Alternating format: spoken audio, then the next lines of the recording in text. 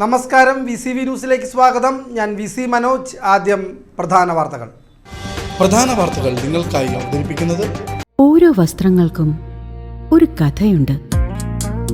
ആഘോഷത്തോളം വളർന്ന സ്വപ്നങ്ങളുടെ കഥ.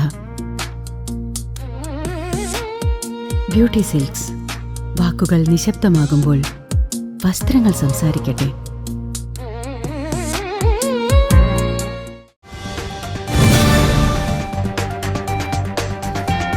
ഷൊർണൂർ വാളാനാംകുറിശ്ശിയിൽ വീട്ടിൽ മുറ്റത്ത് കത്തിക്കരിഞ്ഞ നിലയിൽ മൃതദേഹം കണ്ടെത്തി. കൊയിലൂർ സ്വദേശി ജയയുടെ വീട്ടുമുറ്റത്താണ് സംഭവം. അജ്ഞാതൻ വീട്ടുമുറ്റത്തെത്തി സ്വയം തീ കൊളുത്തി മരിച്ചതാണെന്നാണ് പ്രാഥമിക നിഗമനം.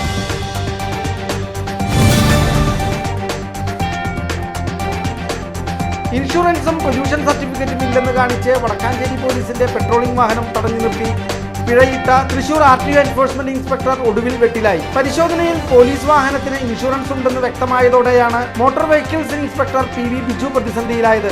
മോട്ടോർ വെഹിക്കിൾസ് ഇൻസ്പെക്ടർക്കെതിരെ കൃത്യനിർവഹണം തടസ്സപ്പെടുത്തിയതിന് കേസെടുക്കാൻ പോലീസ്.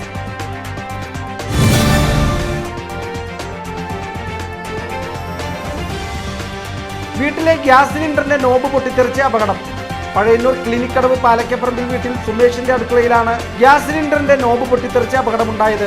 വടക്കാഞ്ചേരിയിൽ നിന്നും എത്തിയ അഗ്നിരക്ഷാ ഉദ്യോഗസ്ഥർ തുടർ നടപടികൾ സ്വീകരിച്ചതിനാൽ വൻ ദുരന്തം ഒഴിവായി.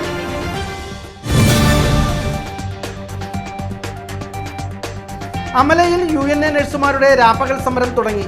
ശമ്പള വർധനവ് നടപ്പാക്കാത്തതിൽ പ്രതിഷേധിച്ച് യുണൈറ്റഡ് നഴ്സസ് അസോസിയേഷൻ UNA സമരം ശക്തമാക്കുന്നു. ജില്ലയിലെ മുഴുവൻ സ്വകാര്യ ആശുപത്രികളിലേക്കും സമരം വ്യാപിപ്പിക്കാനാണ് സംഘടനയുടെ തീരുമാനം.